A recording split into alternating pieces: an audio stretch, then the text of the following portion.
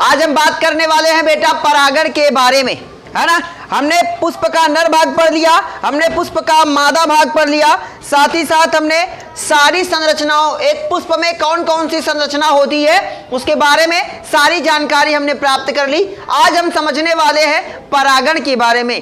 क्या होता है परागण, कितने प्रकार का परागण होता है, कितनी विधियां होती हैं परागण की, ये सारी चीजें हम समझने वाले हैं क्योंकि ये काफी ज्यादा इंपॉर्टेंट टॉपिक है। पहले हम समझते हैं कि परागण होता क्या है ना। पहला टॉपिक हमारा है कि परागण क्या होता है, तो समझते हैं बेटा परागण क्या होता है। तो एक बार हम संरचना बना ले फूल की, फिर आप विस्तार से समझेंगे हर बात को।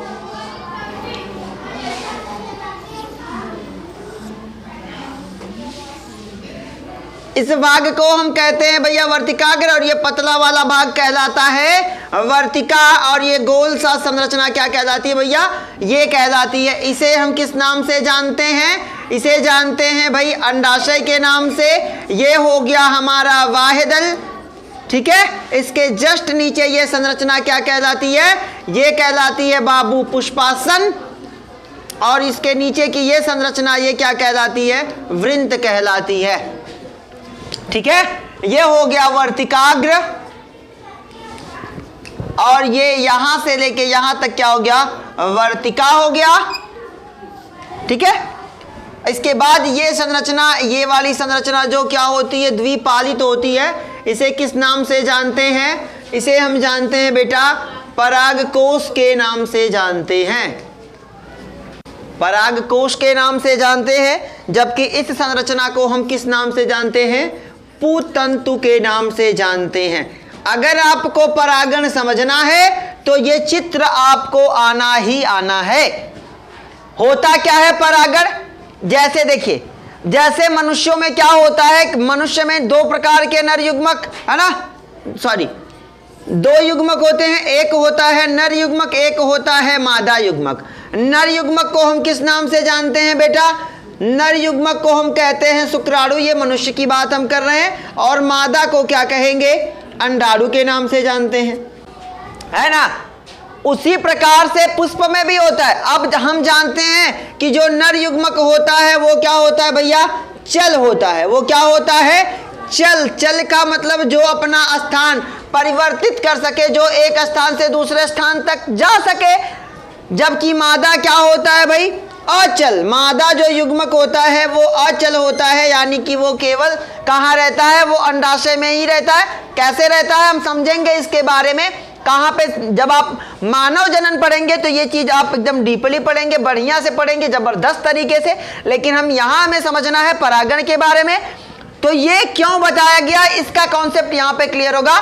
देखिए, परागकोश के अंदर एक संरचना बनती है जिसे हम क्या कहते हैं, परागकण के नाम से जानते हैं। और आप परागकण के बारे में बखूबी जानते हैं कि परागकण क्या होता है, नर युग्मकोद्भिद होता है, यानी कि नर युग्मक को उत्पन्न करने वाला। कब उत्पन्न करता है, कैसे उत्पन्न करता है, पिछले वीडियो में अभी अभी हमने वो पढ़ा हुआ है, अभी फ्रेश है। तो अभी देखिए होता क्या है, परागण क्या होता है, नाम से समझिए परागण क्या होता है। तो पराग कोश से पराग कण का वर्तिकाग्र तक जाना क्या कहलाता है बेटा, परागण कहलाता है। मतलब होता क्या है कि जब पराग कोश परिपक्व हो जाए, पराग कोश का स्फुटन हो जाए, तो पराग कण कहां पहुंच जाए, पराग कोश से वर्तिकाग्र तक स्थानांतरित हो जाए, तो इस घटना को हम क्या कहते हैं, इसे हम किस नाम से जानते हैं, परागण के नाम से जानते हैं। छोटी सी परिभाषा, पराग कोश से पराग कण का वर्तिकाग्र तक जाना क्या कहलाता है, परागण कहलाता है। अभी पिछले वीडियो में हमने जाना था। अब भाई यहाँ परागकण, यहाँ से परागकण क्या हुआ, यहाँ से परागकण पहुंचा भाई वर्तिकाग्र पर। अब यहाँ ये क्या हो जाएगा, अंकुरित होकर एक नलिका का निर्माण करता है, जिस नलिका को, यहाँ पे एक नलिका होती है, जिस नलिका को हम किस नाम से जानते हैं, इस नलिका को अभी हमने कल समझा था, पराग नलिका के नाम से जानते हैं। इसी नलिका में जब ये नर युग्मक अंकुरित होता है तो इसी के अंदर ये दोनों नर युग्मक को क्या करता है, रिलीज करता है, जो आके बीजांड में एक अंड कोशिका से मिलता है और एक 2 ध्रुव केंद्रक से मिलता है। याद आ रहा है कि नहीं आ रहा है? तो भाई यही संरचना ये होने के लिए ये नर युग्मक तब ना भाई रिलीज होगा यहाँ पे, तब ना छोड़ा जाएगा जब यहाँ से वर्तिकाग्र तक ये पहुंचेगा। भाई परागण की प्रक्रिया क्या है कि इसी परागकोश से परागकण को वर्तिकाग्र तक पहुंचा दे, किसी भी माध्यम से, किसी भी तरीके से, किसी भी विधि से परागकण केवल वर्तिकाग्र तक क्या करे, पहुंचे। हाँ, लेकिन एक पॉइंट है, ये तो वर्तिकाग्र की खासियत है कि ये केवल उसी जाति का परागकण क्या करता है, एक्सेप्ट करता है, स्वीकार करता है, जिस जाति का वो जिस जाति का, मान लो अगर गुलाब का फूल है तो वो गुलाब के ही परागकण को एक्सेप्ट करेगा। बात समझ में आई? आगे समझते हैं, परागण समझ में आ गया कि नहीं आ गया? परागकोश से परागकण का वर्तिकाग्र तक जाना ही परागण कहलाता है, जिसके बाद की सारी घटना हमने पढ़ा हुआ है। अब हम समझते हैं परागण के प्रकार के बारे में। तो बेटा परागण हमें 2 प्रकार के पढ़ने हैं। पहला परागण होता है स्वपरागण। पहला परागण किस नाम से जाना जाता है? स्वपरागण। जबकि दूसरा किस नाम से जाना जाता है? दूसरा परागण जाना जाता है बेटा पर परागण के नाम से। देखिए स्व मतलब क्या होता है? स्व मतलब होता है बेटा स्वयं। स्व माने होता है स्वयं और पर माने होता है दूसरे से या फिर दूसरे के तरीके से या दूसरे के माध्यम से। तो ऐसा परागण जो स्वयं होता है उसे क्या कहते हैं?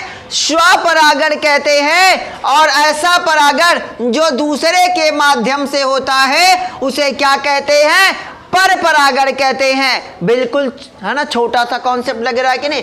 स्व माने स्वयं, ऐसा परागण जो स्वयं हो, अपने आप होता है, जिसके लिए किसी माध्यम की जरूरत नहीं पड़ती, उसे हम स्वपरागण कहते हैं। जबकि ऐसा परागण जो दूसरों के माध्यम से, कौन कौन से माध्यम होते हैं बेटा? तो वो होते हैं जल, और दूसरा क्या होता है? जीव, और तीसरा क्या होता है? वायु। इसे हम आगे समझेंगे। फिलहाल के लिए आते हैं हम स्वपरागण पर। हम समझते हैं स्वपरागण के बारे में, इसके बाद हम समझेंगे पर परागण के बारे में। तो सबसे पहले स्वपरागण की पूरी जानकारी ले लेते हैं। स्वपरागण समझ में तो आ ही गया होगा। ऐसा परागण है ना, ऐसा परागण जिसमें क्या होता है? परागण अपने आप होता है, किसी माध्यम की जरूरत नहीं पड़ती, उसे हम किस नाम से जानते हैं?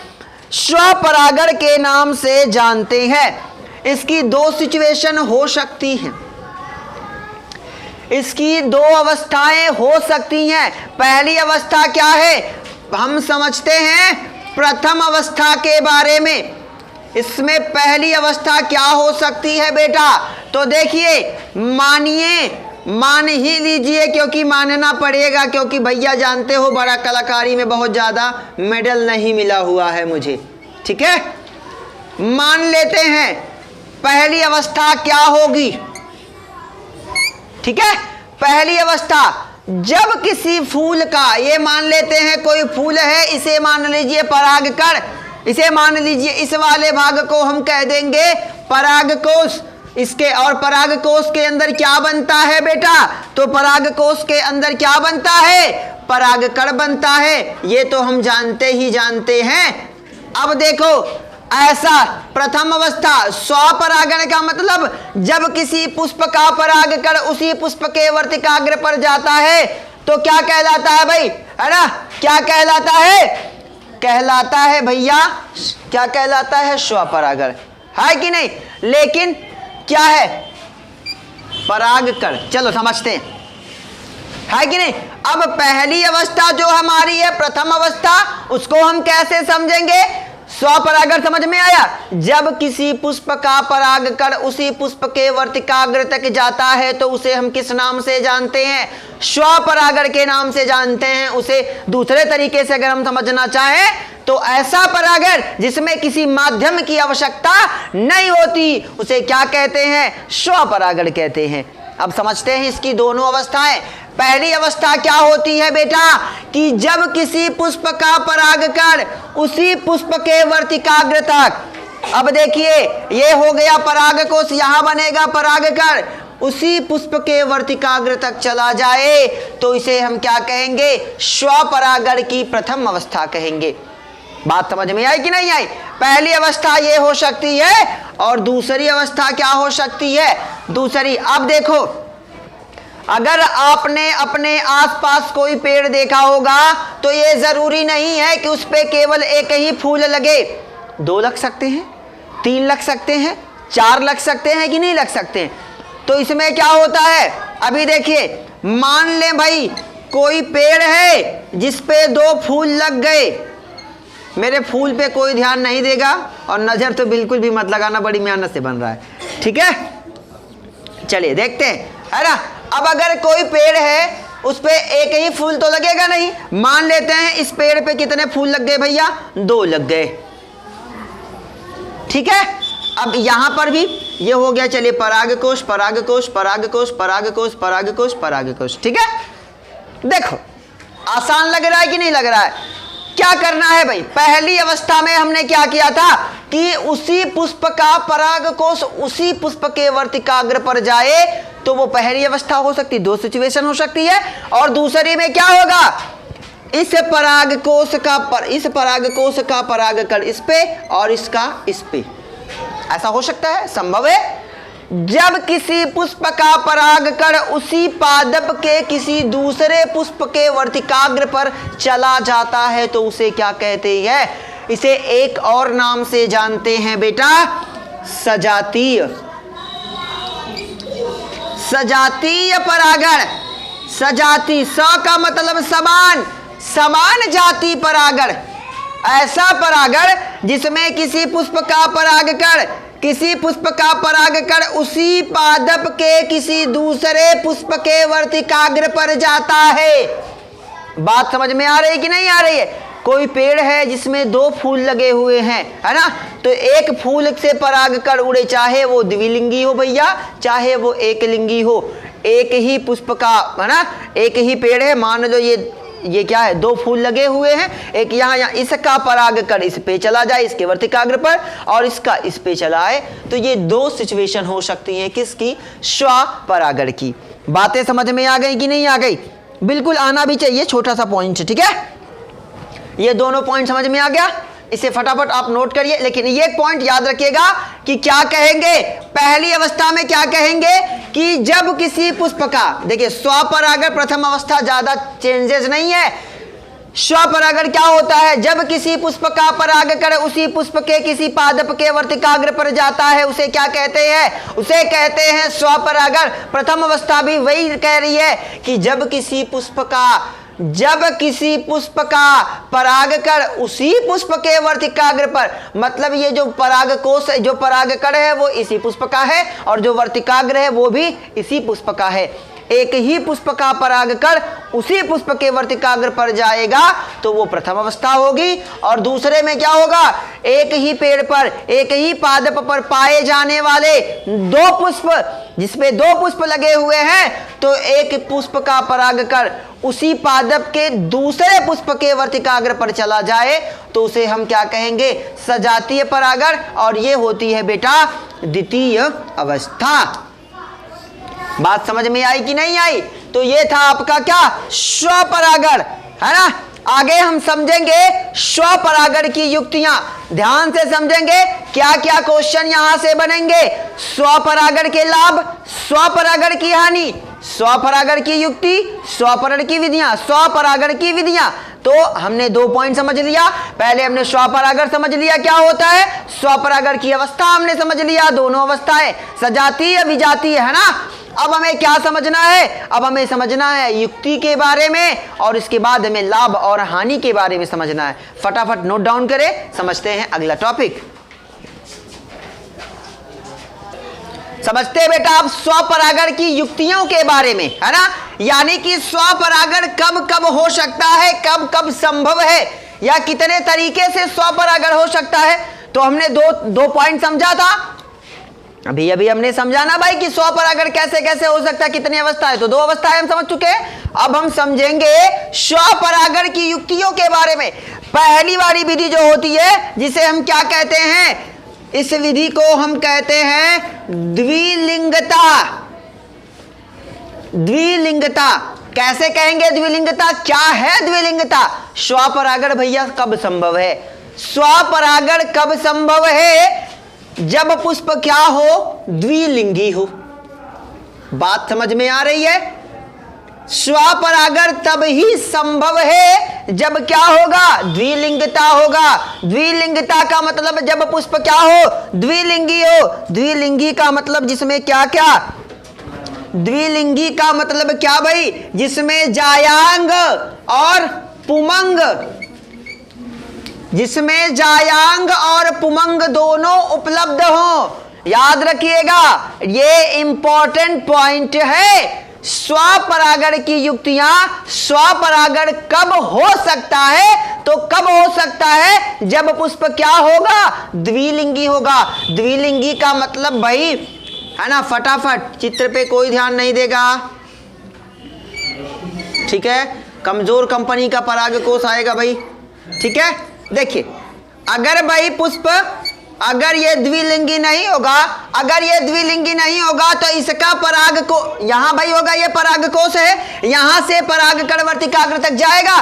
भाई स्वपरागण के लिए हमने 2 अवस्थाएं पढ़ी थी, लेकिन दोनों में क्या था? उसी पुष्प का परागकण उसी पुष्प के वर्तिकाग्र तक जाएगा, पहली अवस्था। दूसरा, उसी पादप के किसी दूसरे पुष्प के वर्तिकाग्र तक जाएगा। तो भाई दोनों में क्या चीजें समझ में आ रही, निकल के क्या बात आ रही है कि पुष्प क्या है? द्विलिंगी है। तो पहली सिचुएशन, पहली अवस्था, पहली युक्ति क्या होनी चाहिए? पुष्प क्या होना चाहिए? द्विलिंगी होना चाहिए। तब ही स्वपरागण पॉसिबल है, तब ही स्वपरागण संभव है। बात समझ में आई? यानी कि जिसमें नर भाग मादा भाग, है ना, नर भाग मादा भाग दोनों उपलब्ध होगा, उसी पुष्प में स्वपरागण हो सकता है। क्लियर है? आगे बढ़े इसके बारे में, आगे समझते हैं, है ना। तो दूसरी विधि क्या हो सकती है ना, समपक्वता, है कि नहीं, या जिसे कहेंगे समकाल पक्वता, नाम से समझ में आ रहा होगा। समकाल पक्वता, सम माने समान, काल का मतलब समय, पक्वता मतलब परिपक्व। जब, अब देखो, अगर यही एक छोटा सा पॉइंट समझिए, अगर मान लो परागकोश परिपक्व है, परागकण इसमें से परिपक्व हो गया, चलो भैया पराग, हाँ परागकण, परागकण परिपक्व हो गया, हाँ। अब यहां वर्तिकाग्र अभी एक्सेप्ट यानी कि स्वीकार करने की अवस्था में नहीं है, तो भी परागकण पहुंच जाएगा। तो बताइए अंकुरण होगा? नहीं ना होगा। तो परागण किसी काम का होगा? नहीं ना।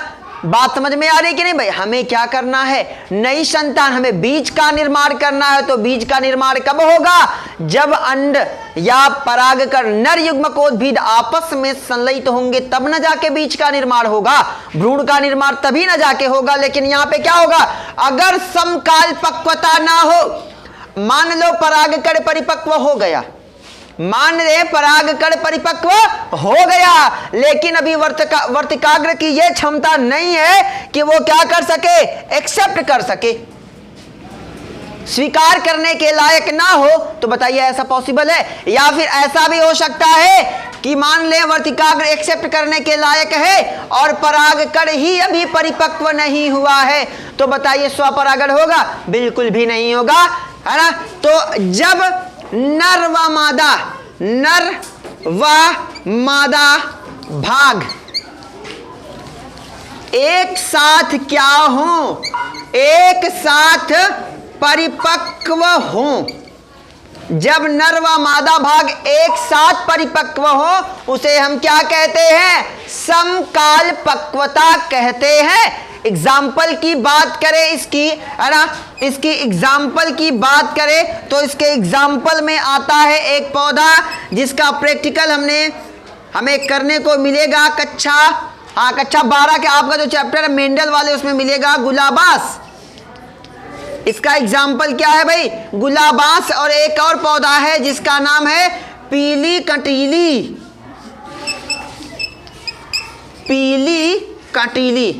आदि। बातें समझ में आ रही है कि नहीं आ रही है? द्विलिंगी का तो आप बहुत सारा एग्जाम्पल बना सकते हैं, जैसे गुड़हल बना सकते हैं कि नहीं बना सकते? ये तो आप बना सकते हैं, लेकिन ये याद रखिएगा समकाल पक्वता तब ही संभव है बेटा जब नर व मादा भाग दोनों एक साथ परिपक्व हो। किसमें ऐसा पॉसिबल है, किसमें ऐसा संभव है? तो वो है गुलाबास और पीली कटीली में। अब तीसरी विधि के बारे में समझते हैं बेटा, है ना।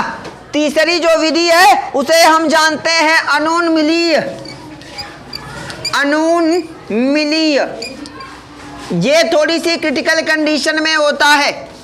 ये थोड़ी सी क्रिटिकल कंडीशन में क्यों होता है? क्योंकि ये सबसे हटके है। हटके का मतलब क्या होता है? हम बेटा जानते हैं, हम क्या जानते हैं? हम ये जानते हैं, चलो, जब तक कि कोई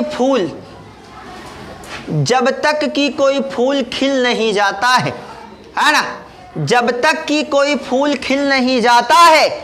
बचपन वाला कमल है ये आपका, है कि नहीं? जब साड़ी का किनारा बनाते थे, कमल बनाते थे, ये वही वाला कमल है। जब तक कोई फूल खिल नहीं जाता है तब तक आप परागकोश वर्तिकाग्र को देख पाते हो? नहीं देख पाते हो। जब तक फूल खिल नहीं जाएगा तब तक आप परागकोश और वर्तिकाग्र को नहीं देख पाते हैं। लेकिन अब देखो, अगर सामान्य रूप से हम क्या जानते हैं? सामान्यता हम जानते हैं कि भाई चलो क्या जानते हैं? फूल खिलेगा, है ना। पहली अवस्था क्या होगा? फूल खिले, ठीक। दूसरा क्या है? परागकोश परिपक्व हो, ठीक है, परागकोश परिपक्व हो। उसके बाद क्या है? वर्तिकाग्र क्या हो? परिपक्व हो। समझना है कि नहीं? ऐसा नहीं लग रहा जैसे गवाह को बुला रहा हूं, हाजिर हो, है कि नहीं? बात समझते हैं, है कि नहीं? देखिए, ये क्यों मैं बता रहा हूं, ये पॉइंट याद रखना है। सामान्य रूप से हम जानते हैं कि जब फूल खिल जाते हैं तो परागकोश बाहर आ जाता है, दिखने लगता है, वर्तिकाग्र दिखने लगता है। लेकिन और जब ये दोनों दिखने लगते हैं तो भाई परागकोश परिपक्व होता है और क्या होता है? वर्तिकाग्र परिपक्व होता है। फिर परागण की क्रिया होती है, चाहे वो स्वपरागण की बात की जाए चाहे परपरागण की बात की जाए। तो परागकोश से परागकण जाएगा, वर्तिकाग्र तक पहुंच जाता है। सामान्य रूप से तो हमने यही पढ़ा हुआ है। लेकिन कुछ पौधे ऐसे होते हैं जो खिलते ही नहीं, जिनके फूल खिलते ही नहीं, वो फूल बंद ही रहते हैं। बात समझ में आ रही है कि नहीं? मतलब फूल नहीं खिलते, फूल के अंदर ही परागकोश फट जाता है, परागकण वर्तिकाग्र तक पहुंच जाता है। तो इसे हम क्या कहते हैं? अनुन्मीलीय कहते हैं। बात समझ में आ रही है कि नहीं आ रही? भाई सामान्य रूप से आप फूल में परागकोश और वर्तिकाग्र को कब देख पाते हैं? जब फूल खिल जाता है। लेकिन कुछ पौधे ऐसे होते हैं जिनमें फूल नहीं खिलता फिर भी परागण हो जाता है। तो इनमें कौन सा परागण होता है? स्वपरागण होता है ना भाई। युक्ति के बारे में हम बात कर रहे हैं। तो अभी फूल, मान लीजिए फूल बंद है, लेकिन इसमें क्या हो चुका है? परागकोश फट चुका है और परागकोश अंदर अभी फूल नहीं खिला है, उसके अंदर ही परागकोश से परागकण वर्तिकाग्र तक पहुंच जाता है। किसमें पाया जाता है? तो ये पाया जाता है बेटा किसमें? इसका एग्जाम्पल लिख देता हूं। इसका एग्जाम्पल होता है बेटा गुल मेहंदी। इसका एग्जाम्पल क्या है? गुल मेहंदी और डोसेरा। गुल मेहंदी और डोसेरा आदि। तो बात समझ में आई कि नहीं आई? तो परागण, स्वपरागण की 3 युक्तियां हमने समझा। पहली युक्ति क्या थी भैया? द्विलिंगता, यानी कि कब संभव है स्वपरागण? जब पुष्प क्या होगा? द्विलिंगी होगा, यानी कि नर व मादा भाग यानी कि जायांग व पुमंग एक ही पुष्प में हो तो। साथ ही साथ दूसरा पॉइंट, जब दोनों यानी कि नर भाग मादा भाग एक साथ परिपक्व हो तो। एग्जाम्पल की बात की जाए तो गुलाबास, पीली कटेली।